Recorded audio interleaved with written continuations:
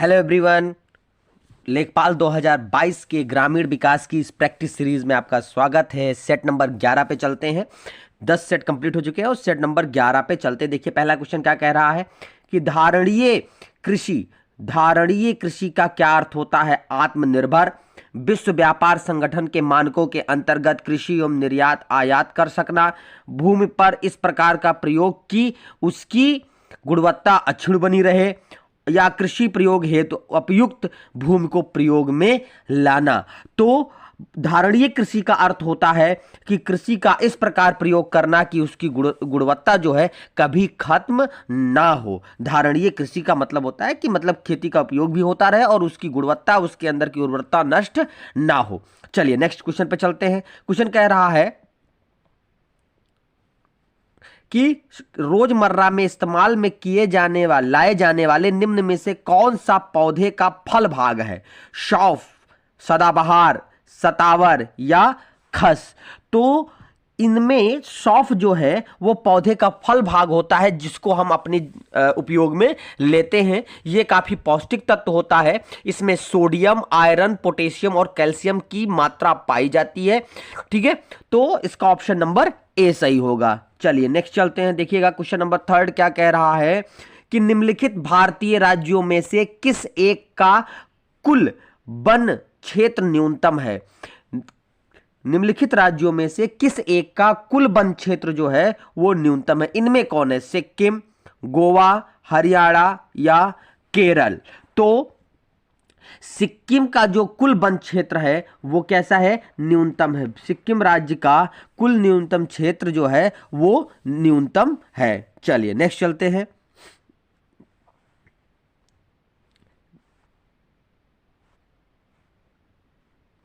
Question number 4 क्या कह रहा है? सर्वाधिक ग्रामीण जनसंख्या प्रतिशतता किस राज्य में है। मतलब किस राज्य में ग्रामीणों की जो जनसंख्या है वो प्रतिशतता के अनुसार सबसे अधिक है। उत्तर प्रदेश में, बिहार में, राजस्थान में या हिमाचल प्रदेश में। तो प्रतिशतता में जो है वो सर्वाधिक जो जनसंख्या है ग्रामीण की वो कहां पर है? हिमाचल प्रदेश में है। कहां पर है? हिमाचल प्रदेश में है। चलिए नेक्स्ट चलते हैं। क्वेश्चन नंबर 5 देखिए क्या कह रहा है कि भूमि विकास बैंक निम्नलिखित का एक अंश है। भूमि विकास बैंक वाणिज्य बैंक का, आईडीबीआई का, नाबार्ड का या सहकारी उधार ढांचा का। तो जो भूमि विकास बैंक है वो सहकारी उधार ढांचा का एक अंश है। ठीक है, तो इसका ऑप्शन नंबर आपका क्या हो जाएगा? डी सही हो जाएगा। चलिए नेक्स्ट चलते हैं। क्वेश्चन नंबर 6 देखिएगा, कह रहा है उत्तर प्रदेश में सर्वाधिक उत्पादन वाली तिलहन फसल है। तिलहन फसल जो उत्तर प्रदेश में सबसे अधिक पैदा होती है, सोयाबीन, तिल, मूंगफली या सरसों। तो सर्वाधिक तिलहन जो है उत्तर प्रदेश में वो कौन सी होती है? सरसों होती है। अच्छा, सोयाबीन उत्पादन में मध्य प्रदेश अग्रणी है। सोयाबीन उत्पादन में मध्य प्रदेश अग्रणी है। तो उत्तर प्रदेश की दृष्टि से कौन सा सही हो जाएगा? सरसों। ऑप्शन नंबर डी जो है आपका सही हो जाएगा। अच्छा, सरसों को पीत क्रांति की संज्ञा दी गई है। पीत क्रांति होती है, पीली क्रांति में उसमें तिलहन के बारे में उपज बढ़ाने के लिए कहा गया है। ठीक है, तो चलिए आगे चलते हैं।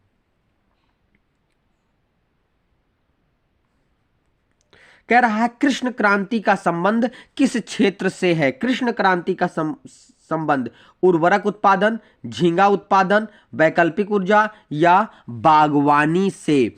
तो कृष्ण क्रांति जो है वो किससे संबंधित है? वो वैकल्पिक ऊर्जा, पेट्रोलियम उत्पादन, पेट्रोलियम एवं खनिज के उत्पादन से संबंधित है कृष्ण क्रांति। चलिए, अच्छा, झींगा मछली जो है वो गुलाबी क्रांति है। उर्वरक जो है वो भूरी क्रांति से संबंधित रखता है। ठीक है, तो चलिए आगे चलते हैं। क्वेश्चन नंबर 8 क्या कह रहा है? ध्यान दीजिएगा। क्वेश्चन नंबर 8 कह रहा है कि 100 से लेकर 200 सेंटीमीटर वार्षिक वर्षा वाले क्षेत्रों में किस प्रकार की खेती की जाती है। तर खेती, आर्द्र खेती, सिंचित खेती या शुष्क खेती। तो 100 से 200 सेंटीमीटर वर्षा वाले क्षेत्रों में हम आर्द्र कृषि करते हैं। कैसी कृषि करते हैं? आर्द्र कृषि करते हैं, क्योंकि यहां पर महीनों महीनों पानी भरा रहता है फल। ठीक है, तो यहां पर जो है धान के उत्पादन का भी एक हो सकता है कि धान यहाँ पे काफी अच्छी मात्रा में पाए जा सकते हैं। ठीक है, चलिए नेक्स्ट चलते हैं। क्वेश्चन नंबर 9 क्या कह रहा है मित्र? कह रहा है कि छिड़काव सिंचाई किन स्थानों के लिए सर्वोत्तम विधि के रूप में मान्य है? छिड़काव सिंचाई निम्नलिखित में से किस सर्वोत्तम विधि के रूप में मान्य है? ऊंची नीची जमीनों, मैदानी भाग में, रेगिस्तानी क्षेत्रों में या तलीय क्षेत्रों में? तो जो छिड़काव कृषि है वो आपकी रेगिस्तानी क्षेत्रों में छिड़काव कृषि जो है वो रेगिस्तानी क्षेत्रों में प्रयुक्त होता है। ठीक है, क्योंकि जड़ों में पानी डाल दिया जाता है। ठीक है, तो यहां पर जो रेगिस्तानी क्षेत्र है वहां पर छिड़काव कृषि प्रचलित है। चलिए नेक्स्ट चलते हैं। क्वेश्चन नंबर 10 क्या कह रहा है? ध्यान दीजिएगा कि सामुदायिक विकास कार्यक्रम शुरू किया गया था 1952 में, 1955 में, 1957 में या 1960 में? तो सामुदायिक विकास कार्यक्रम जो है वो आपका 1952 में शुरू किया गया था। ठीक है, कहां पे कब शुरू किया गया था? 1952 में सामुदायिक विकास कार्यक्रम। चलिए नेक्स्ट चलते हैं। क्वेश्चन नंबर 11 क्या कह रहा है कि भोपाल गैस त्रसदी कब हुई थी? तो भोपाल 1984 में, 86 में या 1992 में या 1994 में? तो भोपाल गैस त्रसदी कब हुई थी? भोपाल गैस त्रसदी आपकी 1984 में हुई थी। तो ये 3 दिसंबर 1984 को घटित हुई थी। इसमें जो है मिथाइल आइसोसाइनाइड MIC का रिसाव हुआ था, जिसमें हजारों लोग मारे गए थे। और ये जो गैस है बहुत ही विषैली गैस है। ठीक है, तो चलिए आगे चलते हैं। कह रहा है उत्तर प्रदेश में खेल का सामान बनाने का सबसे बड़ा केंद्र कौन सा है? आगरा, मथुरा, कानपुर या मेरठ? तो खेल का जो सामान है वो सर्वाधिक बनाने का केंद्र कहां पर है? कानपुर में। कहां पे है? कानपुर में है। ठीक है, तो खेल के सामान बनाने का सबसे बड़ा केंद्र कहां है? कानपुर में है। चलिए नेक्स्ट चलते हैं। एशिया का सबसे बड़ा पशु मेला कहां लगता है? सोनपुर, पुष्कर, नासिक या हरिद्वार? तो एशिया का सबसे बड़ा पशु मेला जो है वो कहां लगता है? सोनपुर में लगता है। और सोनपुर है कहां पे? बिहार में है। ये कार्तिक पूर्णिमा में इस मेले को लगाया जाता है और विश्व में आयोजित होने वाला एकमात्र पशु मेला है। ठीक है, तो चलिए आगे चलते हैं। क्वेश्चन नंबर 14 क्या कहता है? कह रहा है निम्नलिखित में से कौन सा ग्रामीण प्रशासनिक अधिकारी नहीं है? कौन सा ग्रामीण प्रशासनिक अधिकारी नहीं है? नगर निगम वार्ड काउंसलर, भूमि रिकॉर्ड अधिकारी, लेखपाल या पटवारी? तो निम्नलिखित में से कौन सा ग्रामीण प्रशासनिक अधिकारी नहीं है की बात की गई है? तो लेखपाल का भी काम ग्रामीण क्षेत्रों में आता है, पटवारी का भी काम होता है, भूमि रिकॉर्ड अधिकारी भी है। जो नगर निगम है ये नगर पालिका या नगर निगम से संबंधित होता है। तो इसका ऑप्शन नंबर क्या सही हो जाएगा? ए सही हो जाएगा। 14 का ए। नगर निगम वार्ड काउंसलर जो होता है वो ग्रामीण से संबंधित नहीं होता, जो कि नगर से संबंधित होता है। चलिए नेक्स्ट चलते हैं। क्वेश्चन देखेंगे क्या कह रहा है। क्वेश्चन नंबर 15 कि मोहम्मद फकीरुल्लाह किस मुगल शासक का दरबारी चित्रकार था? मोहम्मद फकीरुल्लाह किस मुगल शासक का दरबारी चित्रकार था? जहांगीर का, शाहजहां का, औरंगजेब का या इनमें से कोई नहीं? तो इसका ऑप्शन होगा आपका शाहजहां। शाहजहां के शासनकाल में जो फकीरुल्लाह था ये उसका दरबारी क्या था? दरबारी चित्रकार था। ठीक है, तो अच्छा, शाहजहां के समय में ही आकृति चित्रण रंग सामंजस्य में कमी आ गई थी। इसी के लिए उसने एक अच्छे चित्रकार की कार्य के पीछे समय दिया था। और इसके टाइम में बहुत सारे चित्रकार थे, जैसे एक अनूप था, एक मीर हासिम था, मोहम्मद फकीरुल्लाह तो था ही, हुनर मोहम्मद नादिर था, चिंतामणि थे। तो ये अच्छे चित्रकार इसके समय में रहे हैं। ठीक है, चलिए नेक्स्ट चलते हैं। क्वेश्चन नंबर 16 पे चलते हैं। क्वेश्चन नंबर 16 क्या कह रहा है? ध्यान दीजिएगा। कह रहा है कि राष्ट्रीय कथक संस्थान कहां पर स्थित है? राष्ट्रीय कथक संस्थान कहां स्थित है? कानपुर में, लखनऊ में, बनारस में या इनमें से कोई नहीं? तो जो राष्ट्रीय कथक संस्थान है वो कहां पर स्थित है? लखनऊ में स्थित है। कहां पर? लखनऊ में स्थित है। चलिए नेक्स्ट चलते हैं। क्वेश्चन नंबर 17 क्या कह रहा है कि प्रसिद्ध कवि मलिक मोहम्मद जायसी द्वारा रचित पद्मावत की देवनागरी लिपि में लिखी गई प्राचीनतम पोथी उत्तर प्रदेश के किस संग्रहालय में सुरक्षित है? मतलब मलिक मोहम्मद जायसी की जो पद्मावत है, देखिए कई क्वेश्चन बनेंगे, वो देवनागरी लिपि में लिखी गई है। तो पहला प्रश्न तो हमको ये भी मिल सकता है कि पद्मावत किस लिपि में लिखी गई है। तो पद्मावत किस लिपि में लिखी गई है? देवनागरी लिपि में लिखी गई है। ठीक है, ठीक है। और उसकी प्राचीनतम पोथी जो है उत्तर प्रदेश के किस संग्रहालय में है? लखनऊ संग्रहालय, गुरुकुल कांगड़ी संग्रहालय, छत्रसाल संग्रहालय या रानी महल संग्रहालय?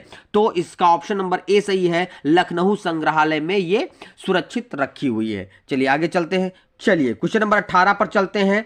उत्तर प्रदेश में तंबाकू की खेती किस जिले में की जाती है? गाजियाबाद, मेरठ, मैनपुरी या इनमें से सभी? तो इसमें ऑप्शन हो जाएगा इनमें से सभी, क्योंकि गाजियाबाद में भी होता है, मैनपुरी में भी होता है, मेरठ में भी होता है और शायद गोंडा में भी होता है। तो उत्तर प्रदेश में जो है गोंडा, गाजियाबाद, मेरठ और मैनपुरी, इन सब जगहों पर बड़ी मात्रा में तंबाकू का उत्पादन किया जाता है। चलिए नेक्स्ट चलते हैं। उत्तर प्रदेश राज्य में समेकित बंजर भूमि विकास कार्यक्रम कब शुरू किया गया था?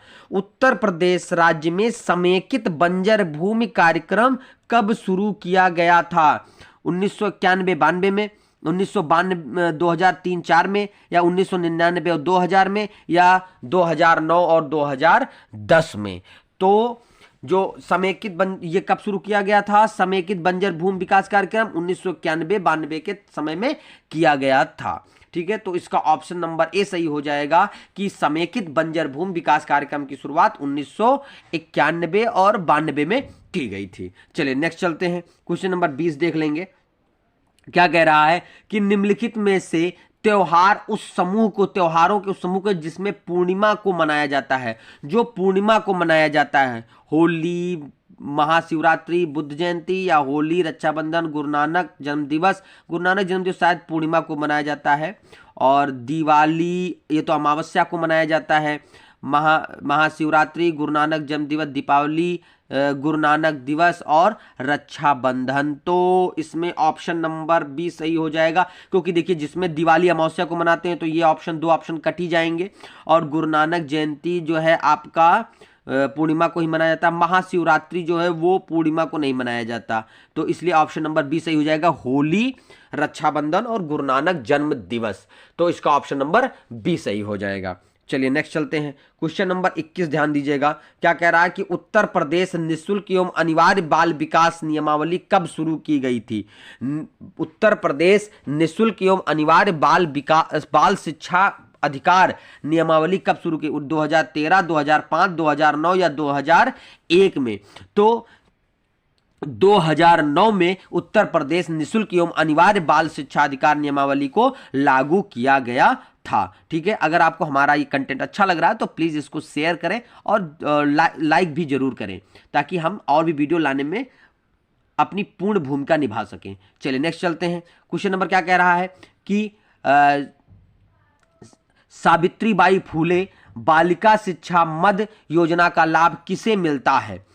10वीं के अध्ययनरत बालिकाओं को, 10वीं 12वीं में पढ़ रही बालिकाओं को, स्नातक में पढ़ रही बालिकाओं को या स्नातकोत्तर में पढ़ रही बालिकाओं को मिलता है। तो ज्योतिबाबाई फूले बाल शिक्षा मद योजना जो है वो आप 10वीं और 12वीं में पढ़ रही बालिकाओं को दिया जाता है। इसकी जो लाभ है वो 11वीं और 12वीं में पढ़ रही बालिकाओं को दिया जाता है। ठीक है, चलिए नेक्स्ट चलते हैं। क्वेश्चन नंबर 23 क्या कह रहा है कि माना, पखारूज और मैनपाट का संबंध किससे है? तो धर्म स्थल है, शरणार्थी स्थल है, ऐतिहासिक स्थल है या युद्ध स्थल है? तो माना, पखारूज और मैनपाट, माना, पखाजूर और मैनपाट का संबंध किससे है? ये आपका शरणार्थी स्थलों से संबंधित है। माना, पखाजूर और मैनपाट ये क्या है? एक शरणार्थी स्थल है। चलिए नेक्स्ट नंबर आपका 24 चलते हैं। क्या कह रहा है कि आगरा घराने का स्थापना किसने किया था या किसे माना जाता है? तो आगरा घराने की स्थापना किसने की थी? सुजान खान, पंडित बिशंभरदीन, अला हुसैन या भास्कर?